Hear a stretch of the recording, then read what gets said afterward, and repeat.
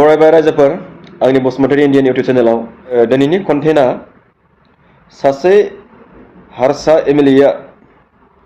बिथाङा रायजो दलनि सासेल' एमएलए उकिल गगৈ बिथाङा बुंदों जोंनि फ्रिडम फाइटार बड'लेण्ड मुभमेन्ट खालामनानै बिथांमोनहा जेलाव बन्दी जानानै दङ बिथांमोनखौ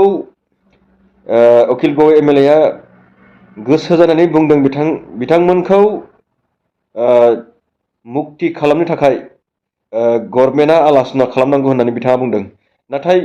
हारसा एमएलएआसो गोसो जानानै बिसोरनि खस्थ'फोरखौ नुनानै जेलाव थानाय खस्थ'फोरखौ नुनानै बिथां रायजो दलनि एमएलए सासेल' एमएलए बिथां उकिल गगैआ आसामनि एसेम्बलि सेसनाव बिथाङा बे बाथ्राखौ बुंदों नाथाय जोंनि परिबर्तन गभर्नमेन्टनि माखासे एमएलए देरहालांनाय बिथांमोना खुनु फैध एनडिएफबिफोरखौ गनायनि खुनु बाथ्रा बुंनायखौ जोङो नुनो मोनाखै बेयो जोंनि बर' जाथिनि थाखाय गिथावथाव आरो मन्त्रि दंबावो गावखौ बिराद गोरों होननानै बुङोमोन सिगाङावहाय आदै उरखाव गोरा ब्रह्म नाथाय बिथाङाबो बेफोरबायदिनि सायाव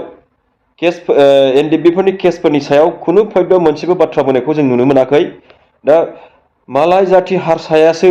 बे बाथ्राखौ उत्थापन खालामबाय बियो जोंनि बर' जाथिनि थाखाय बिराद मोजां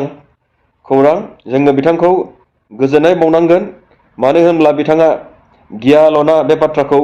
एसेम्बलि सेसनाव बिथाङा बुंनानै होदों बिनि थाखाय आंनि गोसो गोरबोनिफ्राय खौटि खौटि प्रनाम थाबाय जों बर' रायजो राजाफ्रा मानि थाखाय दानि परिबर्तन गभर्नमेन्टखौ एमएलए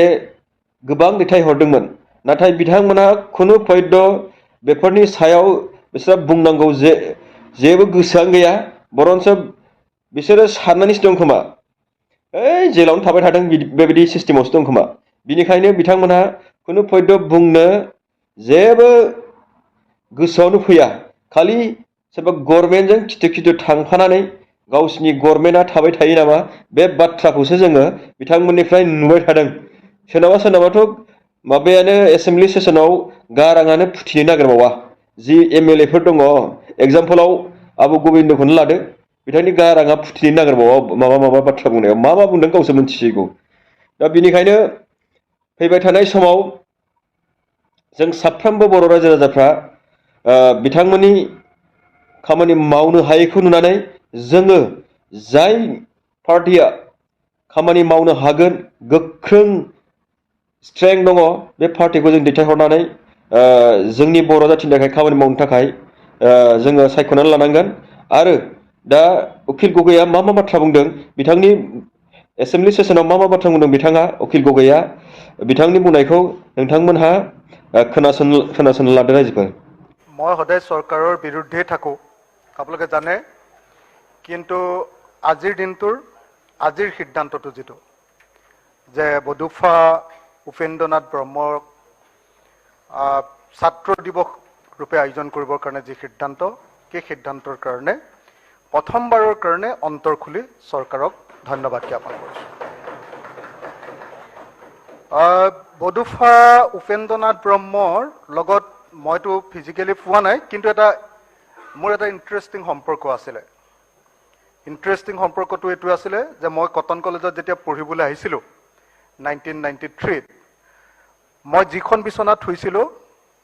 3 বছৰ সেই বিচনাখন আছিলে উপেন্দ্ৰনাথ ব্ৰহ্মৰ বিচনা লিখি থোৱা আছিলে তাতে সেইকাৰণে যেতিয়া মই আন্দোলনবিলাক আৰম্ভ কৰিছিলোঁ আমি আন্দোলনবিলাক আৰম্ভ কৰিছিলোঁ কটন কলেজত সদায় মোক লগৰীয়াবিলাকে জোকায় ই উপেন ব্ৰহ্মৰ বিচনাত শুৱে গতিকে ই কৰিব এইবিলাক এনেকৈ কৈ থাকে মোক তো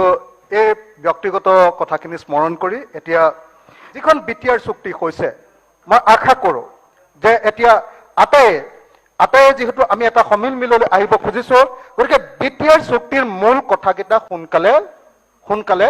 পূৰণ হ'ব লাগে তাৰ মূল 3-4টামান মই কথা কৈ শেষ কৰিম এটা হ'ল বিটিআৰডি আন্দোলনৰ লগত বা বড়োলেণ্ড আন্দোলনৰ লগত জড়িত যিসকল মানে হেৰি আছে যিসকল বন্দী হৈ আছে সেই বন্দীসকলৰ মুকলিৰ যিটো প্ৰশ্ন সেই প্ৰশ্নটো আমি খুব সহানুভূতিৰে বিবেচনা কৰিব লাগে এইটো কথা চুক্তিখনত লিখা আছে আৰু মই আশা কৰোঁ যে চৰকাৰে এইটো সহানুভূতিৰে বিবেচনা কৰিব দ্বিতীয় বস্তু মোৰ দুটা তিনিটা পইণ্ট আছে কৈ দিওঁ দ্বিতীয় বস্তুটো হ'ল যে বিটিএডিৰ উন্নয়নৰ কাৰণে ইয়াত ইণ্ডাষ্ট্ৰী এমপ্লয়মেণ্ট আৰু ইকো টুৰিজিমৰ ডেভেলপমেণ্টৰ কাৰণে 1500 কোটি টকা দিয়াৰ কথা আছিলে এইটো সোনকালে দি বিটিএডিক সঁচাকে বিটিআৰক সঁচাকে উন্নয়নৰ দিশত আগবঢ়াই লৈ যাব লাগে তাৰপাছত উপেন্দ্ৰনাথ ব্ৰহ্ম হ'ব চেণ্ট্ৰেল ইউনিভাৰ্চিটি এখন গঠন কৰাৰ কথা আছিলে বৰমাত এতিয়ালৈকে সেইখনৰ কাম ষ্টাৰ্ট হোৱা নাই নেশ্যনেল স্পৰ্টছ ইউনিভাৰ্চিটি কৰাৰ কথা আছিলে সেইখনৰ কাম আৰম্ভ হোৱা নাই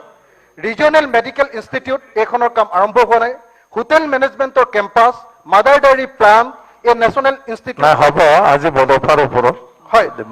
এই যিখিনি বড়োসকলৰ যিসকলৰ দাবী বিটিআৰ চুক্তিত দাবী লিখা আছে এই কথাখিনি অতি সোনকালে কাৰ্যকৰী হ'ব লাগে আৰু এইখিনি যদি কাৰ্যকৰী কৰোঁ তেতিয়াহে বড়োফাৰ প্ৰতি আমাৰ প্ৰকৃত সন্মান জনোৱা হ'ব আৰু তেতিয়াহে বড়োসকলে ক'ব যে নহয় আমাক 50-50 নালাগে আমি অসমীয়া জাতিৰ অবিচ্ছেদ্য অংগ আৰু আমি একেলগতে অসমীয়া জাতিৰ লগত জীৱনে মৰণে থাকিম এই আশা কৰি মই বড়োফাৰ প্ৰতি ধন্যবাদ আমি সমাপ্ত কৰোঁ